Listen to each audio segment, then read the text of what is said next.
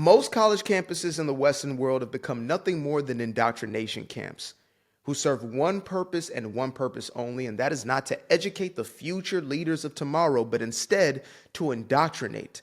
It is to create activists out of these students. So when they become the politicians of tomorrow, the business people of tomorrow, the NGO or non-for-profit leaders of tomorrow, they carry forward this anti-Western, anti-American ideal with them.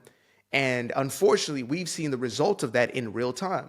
We've seen what it looks like when we allow activists or activism to be more important than civility, than straight common sense, than normalcy, right?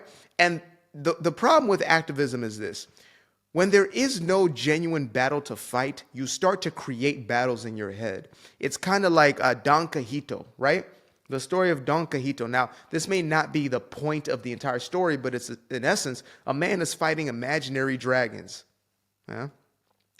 There's a man who is fighting these battles in his head. So when he sees the cactus and he is, swinging away at the cactus, he believes that that's actually a foe. He believes that this is a soldier that he is in battle with, or a knight that he is in battle with. He believes himself to be a knight. This is the activists or the progressives' mentality when it comes to life. They think that they're saving the world. They genuinely believe that racism today is worse than it ever was. Even though race relations have never been better, it's never been better for everybody in the Western world. As a matter of fact, you're likely to even get a leg up if you are a quote unquote minority group. But nevertheless, these, let's say, white liberals will really believe that they're saving these colored people from themselves. I know, it's insane. So I wanted to get into a story of a young lady whose content I've actually gotten into. Her name is Misha, and y'all should check her out. She's always had just, clear thinking, rational minded sort of content, and she delivers it in a very just, straightforward sort of way. It's easy to consume. I just say that, I know that maybe even I can be this way, but I've seen some other creators where it's like the message is there, but it's like you're complicating. We ain't got to do all of that. Let's, get more to the point. And that's something that I continue to aspire to do. Right? I'm not going to dumb down a message ever, but I'm always going to look to just simplify it, right? And get to the raw components and make this a conversation between us. Like, I want it to be that more than anything else. So that being said, let's get into this video. She's about to tell us her story of, I would say, how essentially universities or the college system, Western college system, indoctrination system, led her to hate her whiteness. So let's get into it. The teachers and students would openly talk about their hatred for America. I really could not justify spending that kind of money on what was really an indoctrination camp. My name is Misha Petrov, and this is my story. My grandparents, they escaped the Soviet Union, and my mom came from Russia. She met my father in New York, and I'm from New York, born and raised. So growing up, I went to a public school, and it was fairly liberal. I was kind of used to having the teachers say, we're not going to talk about politics in the classroom, and that started to change a lot, and then slowly but surely, they started to talk about what candidates they supported and hated. My grandparents, they really loved America because of freedom of speech. They were right-leaning, and I knew that. We didn't have many political discussions at all, and I was fairly apolitical before high school. But as I started to hear these leftist ideas from my teachers, from my peers, from the media I was consuming, I definitely became more involved in politics and very liberal. I would come home and not really want to have a discussion with my grandparents, but rather, want to turn it into a screaming match. It definitely strained my relationship with them. I relate to this.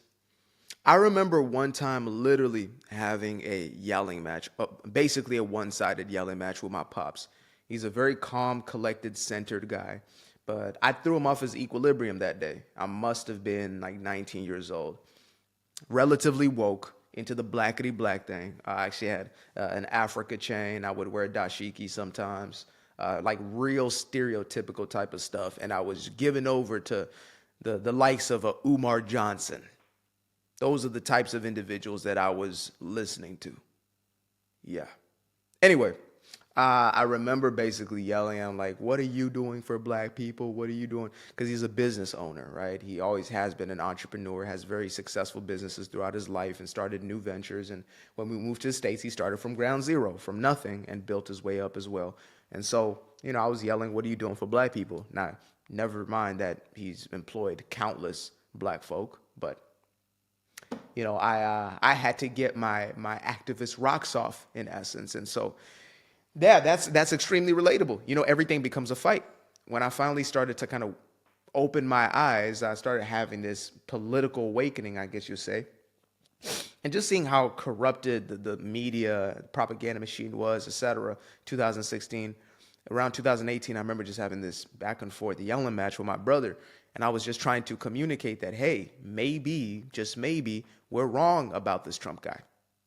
That was the first kind of conversation I had out in the open, and it turned into, because he's quite left-leaning, very, very left-leaning, and so it became a yelling match, and I never wanted to talk politics ever again, right? That was when I was now coming to a rational thinking, a rational-minded approach to life, and I said, you know what, maybe it's not worth it. But now I'm at the to hell with it. Like, I'm not about to safeguard just to, I'm not about to walk on eggshells just to have you feel comfortable. I'm not about to do that.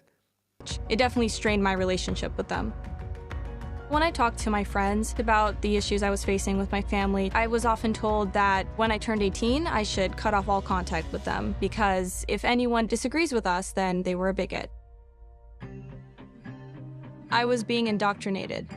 I did adopt a victim mentality as well, and I did believe that because I was born a woman, I'm doomed to suffer for the rest of my life because of the patriarchy. My friends and I, we would often view traditionally more feminine women as submitting to the patriarchy, especially if they got married, if they had kids. We would avoid anything, feminine, like feminine clothing, for example, like the plague, because again, that was giving into the patriarchy. A lot of people were normalizing hookup culture as well. Things like OnlyFans, and a lot of people I heard were saying, well, when I graduate, I don't really want to go to university, might as well start an OnlyFans because that was being advertised as an easy way to become rich quick. Yeah. Ladies, y'all are being sold on the craziest lies. Like, we're sold on lies every day. They try to turn us into anything but a man and things of that nature, but y'all are being sold on a crock. It's like, okay, give up the natural inclination for a husband and children and trade it in for getting completely buckus nakeds for $5 to $10 a month. That's the messaging that y'all are getting right now from the mainstream, from these so-called activists, right, who are pushing this so-called feminism, which is actually anti-feminine, ironically enough, right? It opposes everything that is the genuine feminine essence and core. Reject those elements, become a man, become a better man than a man, and essentially sell yourself for shekels, sell your soul, sell your dignity, sell your self-esteem. That's the messaging that y'all are getting, and it's heartbreaking. I was very pro LGBTQ rights, and so I did attend Pride events. And I did not expect to see these displays of fetish and kinks and half-naked men and women at these events that were labeled kid-friendly or family-friendly. I was with my friends and I told them, this is going too far. And to my surprise, they said, no, this is completely fine. I soon learned that I couldn't even question it. The left does always say that they are tolerant, that they're very loving and accepting. I did find that to be extremely hypocritical with the way that they treated those who disagreed with them. There was that fear of being kicked out of the friend group. So that was the first kind of red flag for me. This was around the time of the BLM riots, and we would look at, social media and what was happening, and these groups of people, they were burning down small businesses even. And when I brought it up to my friends again, they said, no, they're just fighting for... BLM was an extremist, racist group. Racist group. It was a scam, a fraud. These people did not give a damn about the black community. They gave a damn about their own pockets. They gave a damn about their own financial prosperity on the backbone of your own grievance or of your own guilt. That's who they were. They did not give a damn about black people or any other people besides the ones right next to them that they call their so-called co-founders, who they bought mansions with, who they bought, villas and things of that nature with, who they went on vacations with, and so-called and so forth, and on and on and on. I mean, there was a long list of things that they did get, and one of them was not building within the communities that they purported to care so much about. Instead, just like she said, they lit those cities on fire. Equality, and I was thinking, okay, I don't think, robbing a Louis Vuitton store is really fighting for equality. I also saw this documentary, it's called The Social Dilemma, and that just talked about the echo chambers that we find ourselves in. It really resonated with me, especially when it talked about how friend groups were being torn apart, so I shared a clip about it on my social media. Almost immediately, I had these messages from my friends saying, oh, so you're conservative now. I couldn't even post a clip like that because that was suspicious to them. I thought once I graduate high school, things will be different. And I couldn't have been more wrong because university was only 10 times worse. On the first day, there was a 6-foot-tall man in the bathroom. It was just a random guy that walked into the restroom. Other women were visibly uncomfortable, and I was just waiting for someone to say something. And no one said a word. So I thought that the classes at least would be different and a place where you can discuss these things, things that we actually believe in without the fear of being canceled or excommunicated from a friend group. First of all, every class started with the land acknowledgement and how we were all on stolen land. And of course, every class we had to go around the room and tell everyone our pronouns so that we don't misgender anybody. There was constant talk about how white people were inherently racist. Even if you don't believe you're racist, you are. This is why studies show that liberal women, and I think it's only because, maybe there's more women who take surveys than men. Liberal women are the most miserable group of people. This, again, there's a new study. Who was it? The Family whatever Center, blah, blah, blah. I did an entire story on it. But the study says that only 12% of liberal women, according to this survey, are actually satisfied with their lives. So around 88% feel unhappy and alone, miserable. And when you start getting into this, it's like, imagine every single day, the first thoughts that ruminate in your mind are, I am oppressed, the world is against me, I have no power, I'm on stolen land, I'm such a terrible person, I need to acknowledge my races. Oh my God. The level of exhaustion, folks. Like, I get exhausted just doing the thing that I love. I don't get physically, like, it does give me a lot of energy, but it still takes energy at the same time. Like, it feeds me and it fuels me and it creates great levels of satisfaction for me. But, it's like day in day life takes energy. Imagine saturating your mind with the most energy draining mentalities. It's like spending time every single day with just an energy vampire. They just suck the life out of the room every single day. There's no way you don't end up miserable. Like, I'm surprised most of these people haven't eradicated themselves from the human population already. God, honest truth. I don't wish that for anybody, but it's like, how do you wake up every day? You go into your phone, you doom scroll for hours on end. You go into your social circles, you're doom scrolling within the social context. Like, everything is doom, doom, doom. The world is coming to an end. The sky's falling, the sky's falling, the sky's falling. There is no solution. The patriarchy, the systems of inequity, racism, sexism, homophobia. Oh my God. Chill. Chill. It's going to be okay. I guarantee it. The Chicken Little, the sky is not falling. The sky's been there for a while. But, well, according to them, the sky is literally falling. First they had global warming, then it became climate change, and now it's what's it called? Atmospheric variation or something like that. But I digress. You are racist. We had to write a certain thing to get a good grade.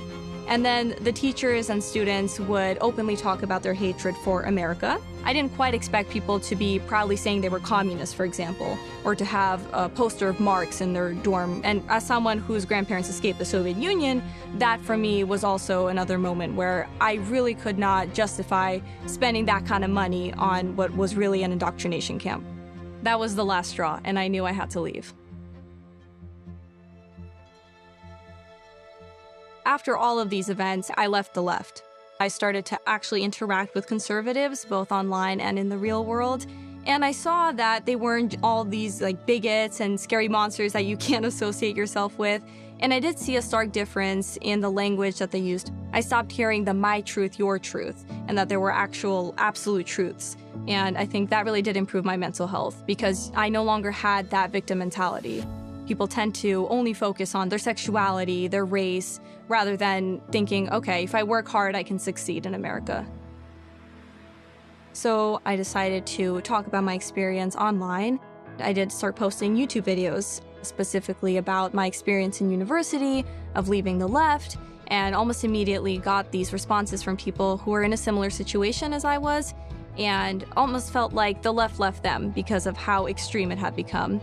I really like to use my platform to talk about the trends that are harming individuals, especially. It positions itself, or this, I guess, neo-Marxist ideology, it positions itself as like for humanity, right? As a humanitarian sort of ideology. So it almost leaves you no grounds to like go in opposition to it, right? Let me explain.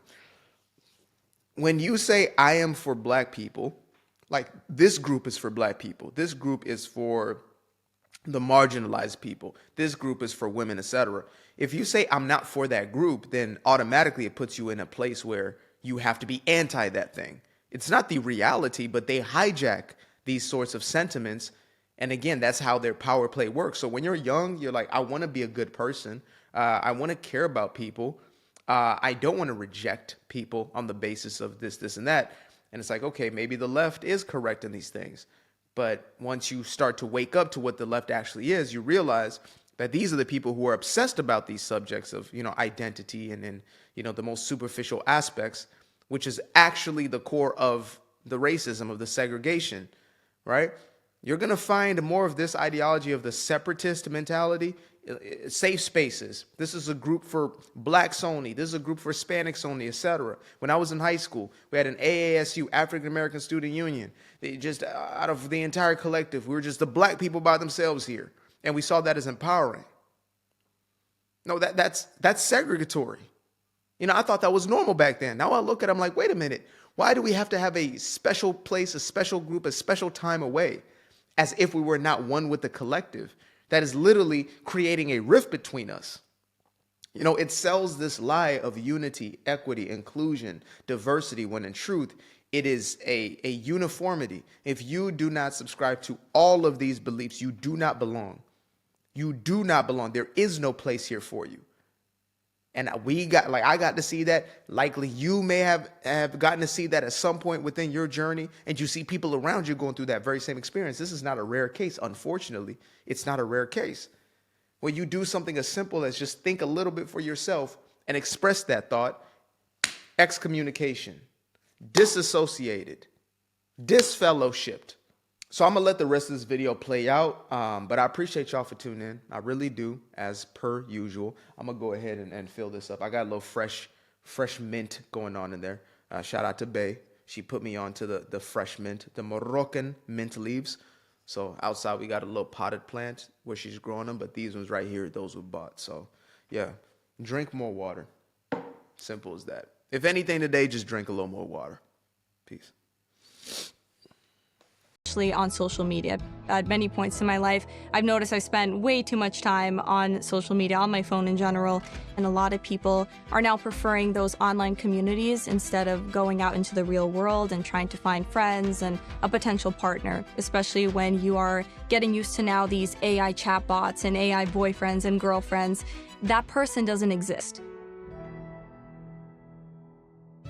An issue that we in Gen Z are facing is echo chambers, because that's where a lot of people can become indoctrinated. Because if you're only getting content from the left, for example, or only from the right, that's not a good sign, and that they should really hear from different perspectives. I have lost friends, but I've made so many new friends who are totally fine when we do disagree. And to those who are constantly being told that they should cut off their family members, I really do think it's important to keep your loved ones close and try and make friends in the real world. Thank you so much for watching this video. To keep PragerU videos free, please consider making a tax-deductible donation.